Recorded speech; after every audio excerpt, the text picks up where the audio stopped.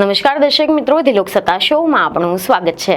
સીસીટીવીનો સસ્તો વિકલ્પ મનાતા આઈપી કેમેરાને હોમ કેમેરા પણ કહેવામાં આવે છે અને તેનો ઉપયોગ સુરક્ષાના કારણોસર અને બાળકો કે પછી પાલતુ પ્રાણી પક્ષીઓ પર ધ્યાન રાખવા માટે કરાય છે।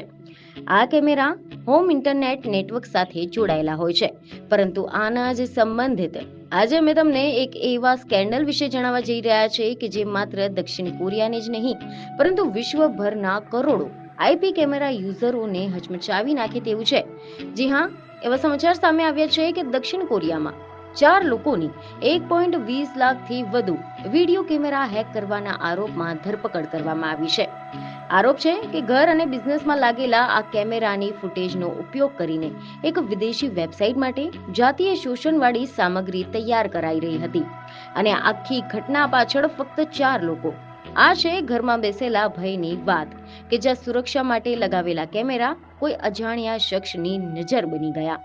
એવા સમાચાર સામે આવી રહ્યા છે કે દક્ષિણ કોરિયામાં રવિવારે 4 વ્યક્તિઓની પોલીસ દ્વારા ધરપકડ કરવામાં આવી હતી, જેમાં તેમના પર એવો આરોપ છે કે આઈપી કેમેરા ઘરો, કરાઓકે રૂમ, પિલાટેસ સ્ટુડિયો અને ગાયનેકોલોજીના ક્લિનિક જેવી જગ્યાઓ પર હેક કરીને જાતીય શોષણવાળી ફૂટેજ તૈયાર કરાઈ રહી હતી।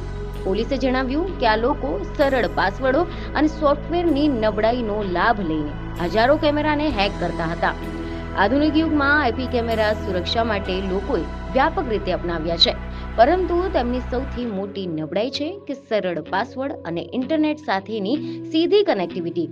જો કે એવા અહેવાલ છે કે દક્ષિણ કોરિયાની નેશનલ પોલીસ એજન્સી દ્વારા જાહેર કરવામાં આવેલા એક નિવેદનથી એવું સામે આવ્યું હતું કે આ 4 આરોપીઓ અલગ અલગ કામ કરતા હતા અને તેમને એક સાથે આ કાવતરું રચ્યું ન હતું।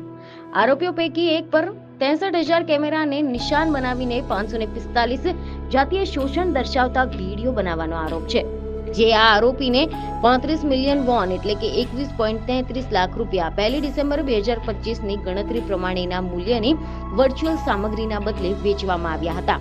બીજા પર 70,000 કેમેરાને નિશાન બનાવીને 648 વિડીયો બનાવવાનો આરોપ છે। આ બંને આરોપીઓ ગત વર્ષે આ વિડીયો પૈકી કુલ 62% વિડીયો વેબસાઇટ પર પોસ્ટ કરવાનો આરોપ છે। આ વેબસાઇટે બાદમાં આઈપી કેમેરાને નિશાન બનાવીને મેળવાયેલી આ ફૂટેજને ગેરકાયદેસર રીતે વિતરણ કર્યું હતું।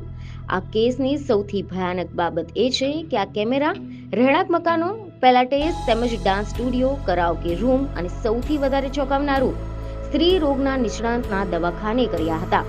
પોલીસ હવે આ વેબસાઇટને બ્લોક અને બંધ કરવાની દિશામાં આગળ વધી રહી છે, તેમજ આ વેબસાઇટના ઓપરેટરની તપાસ માટે વિદેશ એજન્સીઓ સહયોગ કરી રહી છે। પોલીસે આ વેબસાઇટ થકી આ વિડીયોને ખરીદનાર અને જોનાર 3 લોકોની ધરપકડ કરી છે। એવા અહેવાલ છે કે નેશનલ પોલીસ એજન્સી ખાતે સાયબર ઇન્વેસ્ટિગેશન ચીફનું કહેવું છે કે આઈપી કેમેરા હેકિંગ અને ગેરકાયદેસર રીતે શૂટિંગ કરવાથી તેના પીડિતો ભારે પીડા અનુભવતા હોય છે, તેથી આ એક ગંભીર ગુનો છે। અમે સઘન તપાસ વડે આ ગુનાને નેસ્તાબૂદ કરી દઈશું। ગેરકાયદેસર રીતે ઉતરાયેલા આ વિડીયો પાસે રાખવા અને જોવા એ પણ ગંભીર ગુના છે, તેથી અમે તેની પણ સક્રિયપણે તપાસ કરીશું। જોકે આ કેસમાં પોલીસે કુલ 58 સ્થળોએ મુલાકાત લીધી હતી, પીડિત લોકોને માહિતી આપી અને સાથે જ પાસવર્ડ બદલવા માટે માર્ગદર્શન આપ્યું હતું અને તેમને કનેક્ટેડ ડિલીટ કરવા માટે પણ મદદ કરી હતી।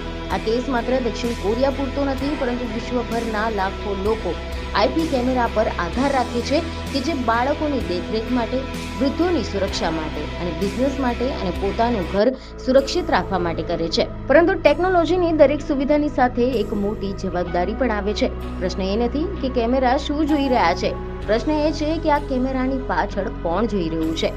તો આ હતી આઈપી કેમેરા હેકિંગ સ્કેન્ડલની સંપૂર્ણ વિગત।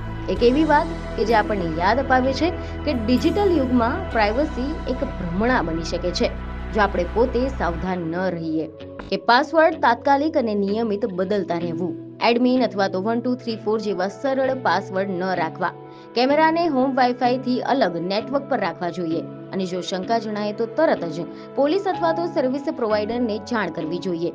એજન્સીએ કહ્યું છે કે સુરક્ષા સાધન પણ અસુરક્ષિત થઈ શકે છે કે જો તેનો દરવાજો આપણે જાતે જ ખુલ્લો રાખી દઈએ। તો હવે આ વિષય પર તમારું શું કહેવું છે તેમને કમેન્ટમાં જરૂરથી જણાવજો। બીજી એક ખબર સાથે ફરી મળીશું। ધન્યવાદ।